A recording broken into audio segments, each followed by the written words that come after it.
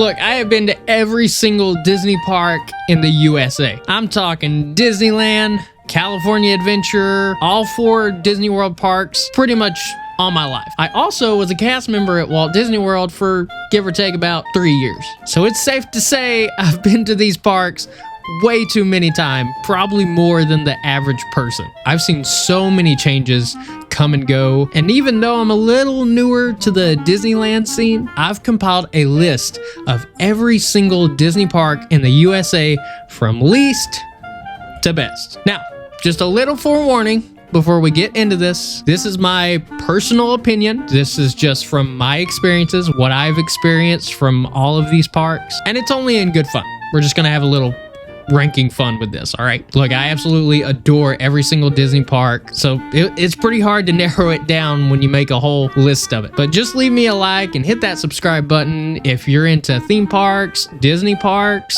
pop culture, anything, any twist with theme parks and pop culture, hit that subscribe button. But with that, let's get into it. All right, number 6 on my list, Hollywood Studios. I'm so sorry, this one hurts. Look, this park actually used to be my favorite back in the day, if not probably my second favorite. But it seems after the removal of the Sorcerer Hat, then the tram ride and the Great Movie Ride, it just seems like it's kind of gone on like a little downhill slope. Now, don't get me wrong, I love Mickey and Minnie's as much as the next guy. I'm a huge fan. Galaxy's Edge is amazing. Toy Story Land is fine. But I think lately there's just not enough to do in this park.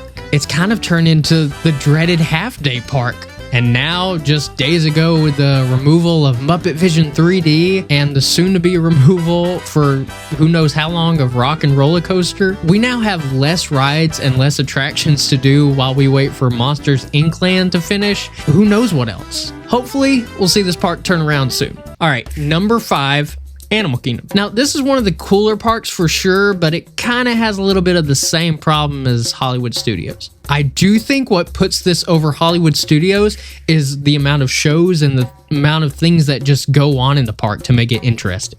And while it does really only have like 2 big attractions, the Festival of the Lion King, Finding Nemo, those are really top tier shows. Even the safari, the train ride that goes to Rafiki's Planet Watch, there's just so much more activities and just fun things to do. It's still, to me, only a half-day park, but there's just a little bit more to do that puts it over the edge of Hollywood Studios. And who doesn't love the animals and the immersion? All right, number 4. California Adventure. Okay, you probably think I'm crazy with putting this one so high, but look, the amount of immersion I feel in this park is just absolutely insane. Cars Land alone puts it so high up there for me. I could literally spend the whole day in Radiator Springs alone. And don't forget Mater's Junkyard Jamboree, okay? That's an absolute bop. Jump in the back and swing, little partner, fare thee well, fare thee well. Avengers Campus is also just such a cool experience, especially when you see Spider-Man flying through the air. That's absolutely incredible, insane. This is one of those parks that just has it when it comes to immersion. And on top of that,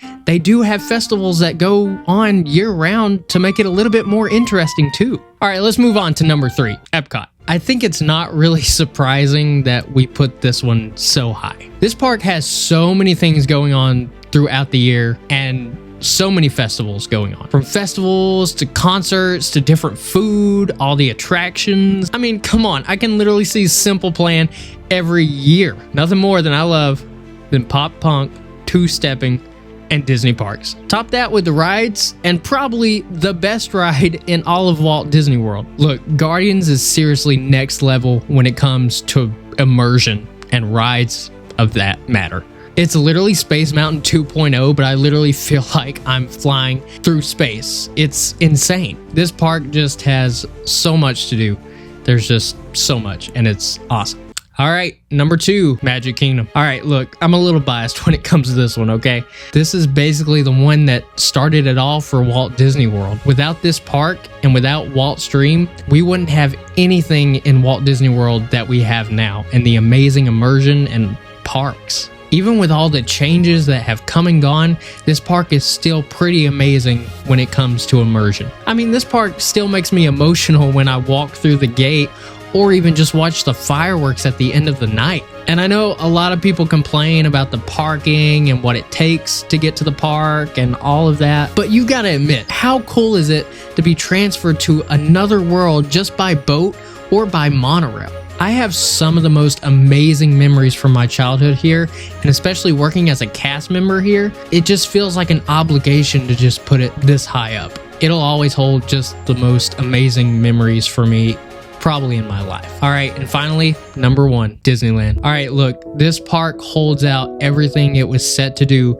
even 70 years later. From the moment I entered the park, the feelings of my younger self and all the nostalgia just came rushing back to me like I was a child again. And on top of that, most of the rides they have are even better than their counterpart at Walt Disney World. The lands are still just as amazing. Don't even get me started on Adventureland. The spirit of Walt still stays true to this day everywhere in that park. When I first went, I was in a season of just burnout, and I was looking for something that gave me that passion that I used to have for Disney alone. Everything about it reminded me of the love and the passion that I had working for Disney, or even just being a complete fan of Disney. This will always hold a special place in my heart, and without the success of Disneyland, every single one of these parks that we have now would cease to exist, even overseas. All in all, this is my list, and I hope it